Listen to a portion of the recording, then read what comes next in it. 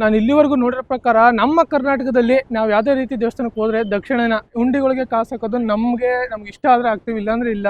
ಆದ್ರೆ ಇಲ್ಲ ಆ ಥರ ಇಲ್ಲ ಕಣಪ್ಪ.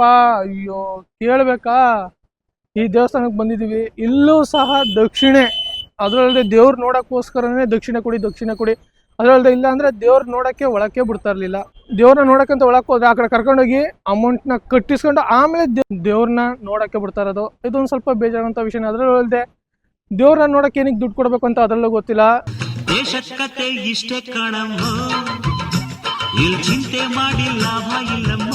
ದೇವ್ರನ್ನ ನೋಡಬಾರ್ದು ಅಂತ ಮುಂದೆ ಇಬ್ರು ನಿಂತ್ಕೊಬಿಟ್ಟಿದ್ದಾರೆ.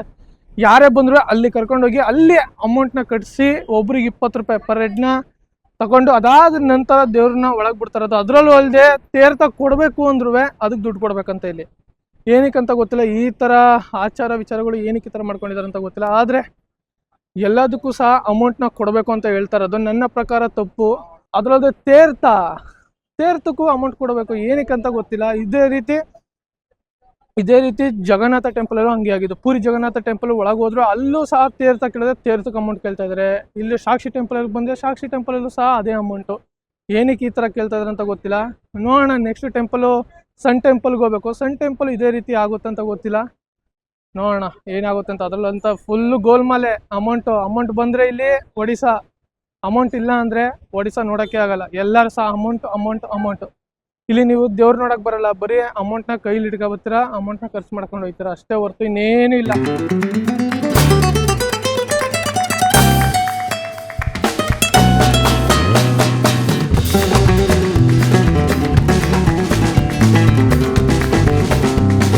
ಈಗ ರೆಡಿ ಆಯ್ತಾ ಇದ್ದೀವಿ. ಹತ್ತಿ ಬೇಗ ಎಲ್ಲರೂ ಮುನ್ನಕ್ಕೆ ಹೋಗೋಣ.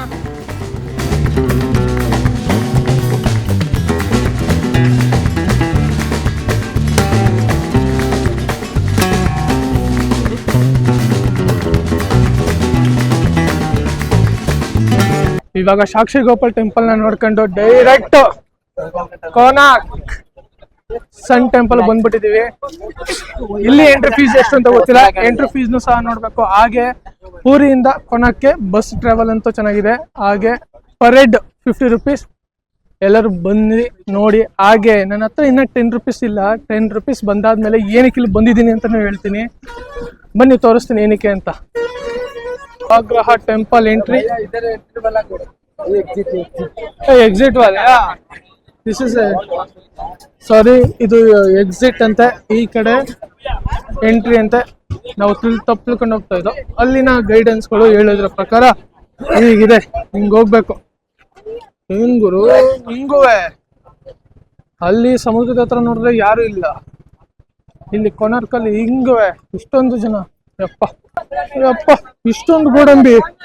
ನನ್ನ ಪ್ರಕಾರ ಏನು ಇಷ್ಟು ಗೋಡಂಬಿ ನೋಡಿಲ್ಲಪ್ಪ. ಇದೀನಿ ಗೋಡಂಬಿ ಏನು ಒಂದು ಕಣೆ ಇಷ್ಟೊಂದು. ಕೊನೆಗೂ ಬಂದ್ಬಿಟ್ಟು ನಾನು ಹೇಳ್ತಿದ್ದಂತ ಟೆಂಪಲ್ ಇದೇನೆ. ಒಳಗೆ ಹೋಗ್ತಾ ಇದೀವಿ. ಟಿಕೆಟ್ ಕೌಂಟರ್ ಇದೆ. ಟಿಕೆಟ್ ಕೌಂಟರ್ಗೆ ಹೋಗಿ ಟಿಕೆಟ್ನ ತಗೊಂಡು ಆದ ನಂತರ ಹೋಗ್ಬೇಕು. ನಮ್ಮ ಅಣ್ಣಂದು ಹೋಗಿ ಸನ್ ಟೆಂಪಲ್ ಹೋಗಿ ಟಿಕೆಟ್ ಎಷ್ಟು ತಗೋಬರ್ತಾರೆ. ಇಲ್ಲಿ ಹಾಕಿದ್ದಾರೆ ಎಷ್ಟೆಷ್ಟು ಏನೇನು ಅಂತ. Ticket value for 50 rupees. ಹಾಗೆ ಲೈಟ್ ಶೋನು ಇದೆ, light and sound show. Evening 7:30 PM to 8:10 PM. ಹಾಗೆ ಮಂಡೇ ಹೊತ್ತು ಈ ಶೋ ಕ್ಲೋಸ್ ಆಗಿರುತ್ತೆ. ಎಲ್ಲರೂ ನೋಡ್ಕೊಂಡು ಬನ್ನಿ. ಮಂಡೇ ಹೊತ್ತು ಇರಲ್ಲ ಲೈಟ್ ಶೋ. ಬನ್ನಿ ಅಲ್ಲ ಹಾಕೋರೆ ಏನು ಅಂತ ನಿಮ್ಗೆ ಅಲ್ಲಿ ಹೇಳ್ತೀನಿ. ಎಂಟ್ರಿ ಫೀಸ್ ಈ ಟಿಕೆಟ್ ಆನ್ಲೈನಲ್ಲೂ ಅವೈಲೇಬಲ್ ಇದೆ. Entry fees ticket. ಸನ್ ಟೆಂಪಲ್ಗೆ ಟಿಕೆಟ್ನ ತಗೊಂಡಿದ್ದೀವಿ. ಸನ್ ಟೆಂಪಲ್ ಪರ್ ಹೆಡ್ 400 ರೂಪಾಯಿ. ಪರ್ ಹೆಡ್ 40 ರೂಪಾಯಿ. ಪರ್ ಹೆಡ್ 40 ರೂಪಾಯಿ. ಹಾಗೆ ಫಾರಿನ್ ಅವ್ರಿಗೆ 600 ರೂಪಾಯಿ. ಹಾಗೆ ಇಲ್ಲಿ credit card and debit card acceptable ಇದೆ. ಆನ್ಲೈನಲ್ಲೂ ಸಹ ಬುಕ್ಕಿಂಗ್ ಮಾಡ್ಕೋಬಹುದು. ಬುಕ್ಕಿಂಗ್ ಮಾಡ್ಕೊಳ್ಳಿ. ಬಂದು ಡೈರೆಕ್ಟ್ ಆಗಿ ಎಂಟ್ರಿ ಕೊಡಿ. This is entry gate. Offline and online ಎರಡು ಸಹ ಇಲ್ಲ ಇದೆ. ಆನ್ಲೈನ್ ಬುಕ್ಕಿಂಗ್ ಮಾಡ್ಕೊ ಬಂದಿದ್ರೆ ಆನ್ಲೈನ್ ಹೋಗಿ, ಆಫ್ಲೈನ್ ಬಂದು ಟಿಕೆಟ್ ತಗೊಂಡಿದ್ರೆ ಆಫ್ಲೈನ್ ಬನ್ನಿ ಟಿಕೆಟ್.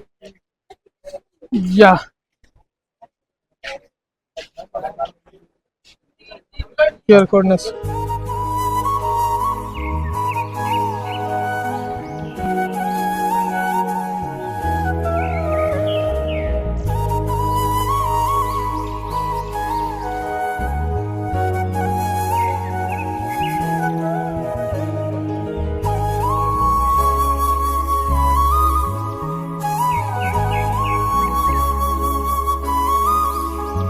10 ರೂಪಾಯಿ ನೋಟ್ ಏನಕ್ಕೆ ಇಟ್ಕೊಂಡಿದ್ದೀನಿ ಅಂತ ಹೇಳಿರಲ್ಲ, ಬನ್ನಿ ಇವಾಗ ಸಿಕ್ತು. ಅದೇ ಪರ್ಫೆಕ್ಟ್ ಜಾಗ ಇಲ್ಲಿ ಸಿಕ್ತು. 10 ರೂಪಾಯಿ ನೋಟು. ನಿಮ್ಗೆ ಇಲ್ಲಿವರೆಗೂ 10 ರೂಪಾಯಿ ನೋಟ್ ತೋರಿಸಿರ್ಲಿಲ್ಲ ನೋಡಿ. ಈ 10 ರೂಪಾಯಿ ನೋಟಲ್ಲಿ ಸನ್ ಟೆಂಪಲ್ ಕೊನಾರ್ಕ್ ರಿಯಲ್ 10 ರೂಪಾಯಿ ನೋಟಲ್ಲಿ ಏನಿದೆಯೋ ಸೇಮ್ ಇವಾಗ ನಿಮ್ ಕಣ್ಣು ಮುಂದೆ ಹಿಂಗೆ ಸೇಮ್ ಅದೇನೆ ಇದು, ಯಾವುದೇ ರೀತಿ ಚೇಂಜಸ್ ಇಲ್ಲ. ಸನಾಕ್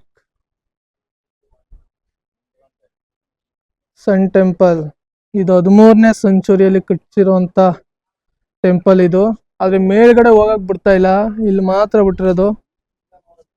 ದೂರವೈತೆ ಆದ್ರೂ ಈ ಜಾಗನ ಮಾತ್ರ ಹುಡುಕ ಬರ್ಬೇಕು ನೀವು ಅಷ್ಟೇ. ಏನಕ್ಕೆ ಕೇಳಿ, ಅಯ್ಯೋ ನೋಟೇ ಬಿದ್ದೋಯ್ತು ಗುರು. 10 ರೂಪಾಯಿ ನೋಟು, 10 ರೂಪಾಯಿ ನೋಟ ಕರೆಕ್ಟಾಗಿ ಹಿಂದ್ಗಡೆ ಏನೇನು ಫೇಸ್ಗಳನ್ನ ನೋಡಿ ಅದ್ರಲ್ಲಿ ಏನೇನಿದೆಯೋ ಅದನ್ನ ದಿಟ್ಟಿಸಿ ನೋಡಿದಾಗ್ಲೇ ಗೊತ್ತಾಗೋದು ಆ ಜಾಗ. ಇಲ್ಲಂತೂ ಸುಮಾರು ಚಕ್ರಗಳಿದೆ. ಸುತ್ತ ಹೋಯ್ತಾ ಇದ್ರೆ ಎಷ್ಟು ಚಕ್ರಗಳು ಕಾಣಿಸ್ತವೆ ಅಂದ್ರೆ ಎಲ್ಲ ಅದೇ ಅಂತ ಅನಿಸ್ತದೆ. ಆದ್ರೆ ಪಕ್ಕ ಚಕ್ರ ಅಂದ್ರೆ ಅದೇನೆ 10 ರೂಪಾಯಿ ನೋಟಲ್ಲಿ ಇರೋಂತ ಮೇನ್ ಸಿಂಬಲ್. ಇಲ್ಲಿ ಎಲ್ಲ ಕಡೆನೂ 10 ರೂಪಾಯಿ ನೋಟಲ್ಲಿ ಅಂತ ಇದೆ. ಹಾಗೇನಾದ್ರೂ ನೀವೇನಾದ್ರೂ ಒಡಿಶಾ ಪೂರಿ ಟೆಂಪಲ್ಗೆ ಬರ್ತೀರಾ ಅಂದ್ರೆ ಡೈರೆಕ್ಟ್ ಆಗಿ ಟ್ರೈನ್ ಇದೆ. ಬೆಂಗಳೂರಿಂದ ಅಂತೂ ಡೈರೆಕ್ಟ್ ಆಗಿ ಟ್ರೈನ್ ಇದೆ ಪೂರಿಗೆ. ನೈಟ್ ಟೈಮಲ್ಲಿ ಡೈರೆಕ್ಟ್ ಆಗಿ ಯಶವಂತಪುರದಿಂದ ಪೂರಿಗೆ ಬಂದು ಪೂರಿಲಿ ಬೆಳಗಿನ ಜಾವ 5 ಗಂಟೆಗೆ ಬರುತ್ತೆ. 5 ಗಂಟೆಗೆ ಇಂದ ಡೈರೆಕ್ಟ್ ನೀವು ಪೂರಿಗೆ ಬಂದು ಬೇಗ ಅಲ್ಲಿ ದರ್ಶನ ಮಾಡ್ಕೊಳ್ಳಿ. ದರ್ಶನ ಮಾಡ್ಕೊಂಡಿದ ನಂತರ ನೀವು ಸುತ್ತಮುತ್ತ ಯಾವ್ಯಾವ ಟೆಂಪಲ್ಗಳಿದೆ ಅದನ್ನೆಲ್ಲ ನೋಡಿ ಅದಾದ ನಂತರ ಈ ಟೆಂಪಲ್ಗೆ ಬನ್ನಿ. ಅದ್ರಲ್ಲೂ ಅಲ್ಲದೆ ನನಗೆ ಇಲ್ಲಿನ ವೆದರ್ ಅನ್ನಿಸ್ತಾ ಇರೋದು ಅನ್ಎಕ್ಸ್ಪೆಕ್ಟೆಡ್ ವೆದರ್ ನಂಗೆ ಅನ್ನಿಸ್ತಾ ಇರೋದು. ಸಮುದ್ರ ಪಕ್ಕದಲ್ಲೇ ಇದೆ, ಆದ್ರೂ ಇಲ್ಲಿ ನನಗೆ ಬೀಸ್ತಾ ಇರೋದು ತಂಪು ಗಾಳಿ ಬೀಸ್ತಾ ಇದೆ. ನಾನು ನೋಡಿರೋ ಪ್ರಕಾರ ಮಂಗಳೂರು ಮತ್ತೆ ಉಡುಪಿ ಅಲ್ಲೆಲ್ಲ ಸಮುದ್ರದ ಹತ್ರ ಬಂದಿದ್ದೀನಿ, ಹೋಗಿದ್ದೀನಿ. ಅಲ್ಲಿ ಏನು ಬಿಸಿ ಗಾಳಿ ಬೀಸುತ್ತೆ ಅಂದ್ರೆ ಅಷ್ಟೆಷ್ಟು ಸೆಕೆ ಆಗಲ್ಲ. ಈ ಟೈಮಲ್ಲೂ ಸೆಕೆ ಆಗುತ್ತೆ ಮತ್ತೆ ಚಳಿ ಟೈಮಲ್ಲೂ ಸೆಕೆ ಆಗುತ್ತೆ. ಆದ್ರೆ ಇಲ್ಲಿ ನನಗೆ ಎಕ್ಸ್ಪೆಕ್ಟ್ ಆಗ್ತಾ ಇರೋದು ಇಲ್ಲೂ ಸಹ ತಂಪು ಗಾಳಿ ಬೀಸ್ತಾ ಇದೆ ಈ ವೆದರಲ್ಲಿ. ನನಗಂತೂ ಇದೆ ನನಗೆ ಆಶ್ಚರ್ಯ ಅನಿಸಿದ್ದು. ಆದ್ರೂ ಇದನ್ನ ನೋಡ್ತಾ ಇದ್ರೆ ಅದ್ದುರೆ ಕಾಣಿಸ್ತಾ ಇದೆ. ನಿಮಗೆ ಹೆಂಗ್ ಕಾಣಿಸ್ತಾ ಇದೆ ಗೊತ್ತಿಲ್ಲ, ಆದ್ರೆ ನನಗ್ ಮಾತ್ರ ಈ ಕಲಾ ಮತ್ತು ವಾಸ್ತುಶಿಲ್ಪ ಅಂತ ಅದ್ದುರೆಗೈತೆ ಗುರು.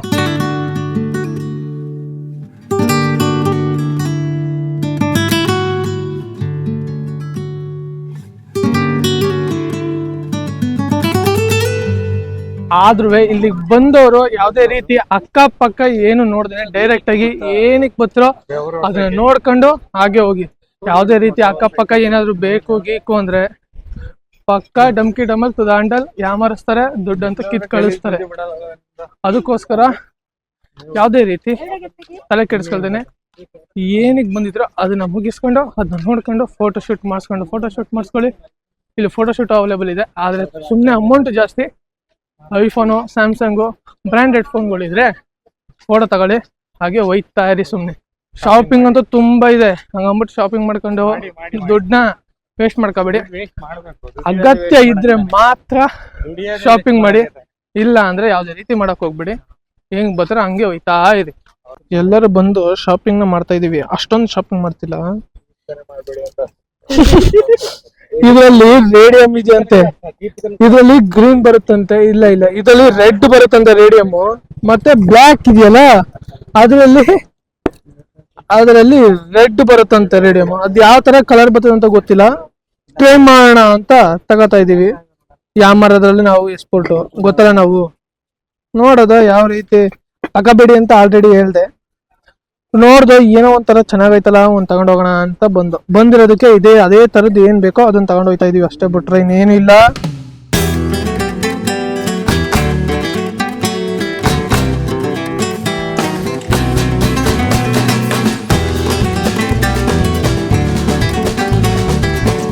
ಸನ್ ಟೆಂಪಲ್ ನೋಡ್ಕೊಂಡು ಡೈರೆಕ್ಟ್ ನಾವು ಪೂರಿಗೆ ಬಂದು ಮತ್ತೆ ಪೂರಿಯಿಂದ ನಾವು ಗೋಲ್ಡನ್ ಬೀಚ್ ಹೋಗ್ಬೇಕಾಯ್ತು. ಪರ್ ಹೆಡ್ 30 ರೂಪಾಯಿ ತಗೋತಾರೆ ಆಟೋದಲ್ಲಿ. ಅದಕ್ಕೋಸ್ಕರ ಇವಾಗ ಗೋಲ್ಡನ್ ಬೀಚ್ ಬಂದು ಇಲ್ಲೆಲ್ಲ ಫೋಟೋಶೂಟ್ ಮಾಡ್ಕೊಂಡು ಮತ್ತೆ ನಾವು ಪೂರಿಗೆ ಬಂದು, ಏನಕ್ಕಂದ್ರೆ ಇಲ್ಲಿಂದ ನಾವು ಭುವನೇಶ್ವರ್ಗೆ ಹೋಗ್ಬೇಕು. ಏನಕ್ಕಂದ್ರೆ ಭುವನೇಶ್ವರಲ್ಲಿ ಲಿಂಗರಾಜ ಟೆಂಪಲ್ ಇದೆ, ಅದನ್ನು ಸಹ ನೋಡಕ್ಕೋಸ್ಕರ ನಾವು ಭುವನೇಶ್ವರ್ಗೆ ಹೋಗ್ತಾ ಇದೀವಿ. ಪರ್ ಹೆಡ್ 100 ರೂಪಾಯಿ ತಗೋತಾರೆ AC ಬಸ್ ಅಲ್ಲಿ. ಹಾಗೆ ಇನ್ನೂ ತರಾವರಿ ಬಸ್ಗಳಿದೆ. ಆದ್ರೆ ಆ ಪ್ರೈಸ್ಗಳನ್ನ ನಾವು ಕೇಳಿಲ್ಲ. ನಾವು ಹೋಗ್ತಾರೆ ಬಸ್ಸಲ್ಲಿ 100 ರೂಪಾಯಿ, ಅದು AC ಬಸ್ಸು. ಈಗ ತಾನೇ ಭುವನೇಶ್ವರ್ಗೆ ಬಂದು ಇಳಿದಿದ್ದೀವಿ. ಇಲ್ಲಿಂದ ಆಟೋ ಮಾಡ್ಕೊಂಡು ಹೋಗ್ಬೇಕು. ಇಲ್ಲೂ ಸಹ ಪರ್ ಹೆಡ್ 30 ರೂಪಾಯಿ ತಗೋತಾರೆ ಟೆಂಪಲ್ ತನಕ.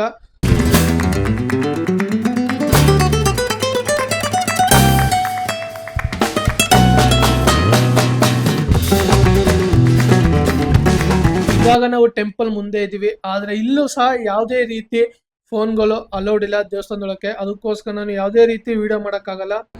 ದೇವಸ್ಥಾನದೊಳಗೆ ಫೋನ್ ಅಲೌಡ್ ಇಲ್ಲ, ಅದಕ್ಕೋಸ್ಕರ ಇಲ್ಲೊಂದು ವ್ಯೂ ಪಾಯಿಂಟ್ ಕಟ್ಟಿದ್ದಾರೆ. ಆ ವ್ಯೂ ಪಾಯಿಂಟಿಂದ ದೇವಸ್ಥಾನನ ತೋರಿಸ್ತಾ ಇದ್ದೀನಿ. ಸೇಮ್ ಪೂರಿಲಿ ಹೆಂಗಿದೆಯೋ ಅದೇ ರೀತಿ ಇದೆ, ಅದೊಂದು ಸ್ವಲ್ಪ ಡಿಫ್ರೆಂಟ್ ಅಷ್ಟೇ. ನೋಡಿ, ಎಲ್ಲರೂ ವ್ಯೂ ಪಾಯಿಂಟಲ್ಲಿ ಫೋಟೋ ತಗೋತಾವ್ರೆ. ಇದು ವ್ಯೂ ಪಾಯಿಂಟು ಇಲ್ಲಿಂದ ಐತೆ. ಇದು ಫ್ರೀ ಇದೆ, ಖುಷಿ ಪಡುವಂಥ ವಿಷಯ. ಇವಾಗ ದೇವ್ರ ದರ್ಶನ ಮುಗೀತು. ಇವಾಗ ಎಲ್ಲರೂ ಸಹ ನಾವು ಸ್ನ್ಯಾಕ್ಸ್ನ ತಿನ್ನಬೇಕು ಅಂತ ನೋಡ್ತಾ ಇದ್ದೀವಿ. ಹೇಗೆ ಹರಿದ್ವಾರದಲ್ಲಿ ನಾವು ಒಂದು ಸ್ವಲ್ಪ ಸ್ನ್ಯಾಕ್ಸ್ನ ನೋಡಿದ್ವಿ ತಿನ್ನೋಕ್ಕೆ, ಅದಕ್ಕೋಸ್ಕರ ಇಲ್ಲೂ ಸಹ ಒಂದು ಸ್ವಲ್ಪ ಸ್ನ್ಯಾಕ್ಸ್ ಬಗ್ಗೆ ಯಾವ ಥರ ಟೇಸ್ಟ್ ಇರುತ್ತೆ ಅಂತ ನೋಡ್ಬೇಕು. ಅದಕ್ಕೆ ಸ್ನ್ಯಾಕ್ಸ್ಗಳನ್ನ ಜಾಸ್ತಿ ತಿನ್ನೋಕೆ ಹೋಗ್ತಾ ಇದ್ವಿ. ನೋಡೋಣ ಏನೇ ಸ್ನ್ಯಾಕ್ಸ್ ಸಿಗುತ್ತೆ ಅಂತ. ಅದರಲ್ಲದೆ ಇಲ್ಲಿ ಒಂದು ಸ್ವಲ್ಪ ಲಸ್ಸಿ ಚೆನ್ನಾಗಿರುತ್ತೆ ಅಂತ ಹೇಳ್ತಾ ಇದ್ದಾರೆ, ಅದನ್ನು ಟ್ರೈ ಮಾಡಿ ನೋಡಬೇಕು. ಬನ್ನಿ ನೋಡೋಣ. ಹಾಗೆ ಇವಾಗ ಇದು ಎಣ್ಣೆಕ್ಳುಗಳ ಫೇವ್ರೇಟು.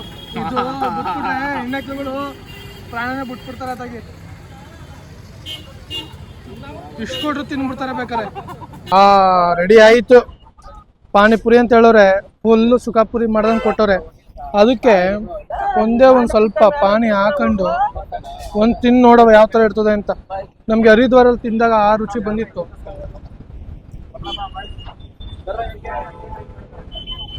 ಬೇಡ, ನಾನು ತಿನ್ನಲ್ಲ, ಸಾಕು. ಈ ಥರ ಟೇಸ್ಟ್ ನಾನು ನೋಡೇ ಇರಲಿಲ್ಲ. ಇದು ಅದನ್ನ ಅವತ್ತಿನ ಸ್ವೀಟು, ಇವಾಗ ತಿಂತಾರದು ಖಾರ. ಖಾರಕ್ಕೂ ಅದಕ್ಕೂ ಏನು ಡಿಫ್ರೆಂಟ್ ಇದೆ ನೋಡೋಣ.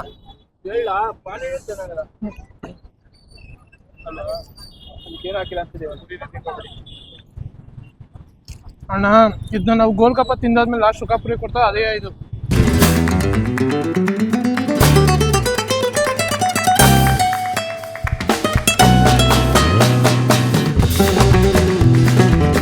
ಅಂತೂ ಇಂತೂ ಭುವನೇಶ್ವರಿಂದ ನಮ್ಮ ಜರ್ನಿ ಇನ್ನು ನಮ್ಮ ಬೆಂಗಳೂರಿನ ಕಡೆಗೆ ಅದರಲ್ಲೇ ಇಷ್ಟು ದಿನ ಟ್ರಾವೆಲ್ ಮಾಡಿ ಇವಾಗ ನಮ್ಮ ಊರಿಗೆ ನಾವು ಮತ್ತೆ ಹೋಗ್ತಾ ಇದ್ದೀವಿ.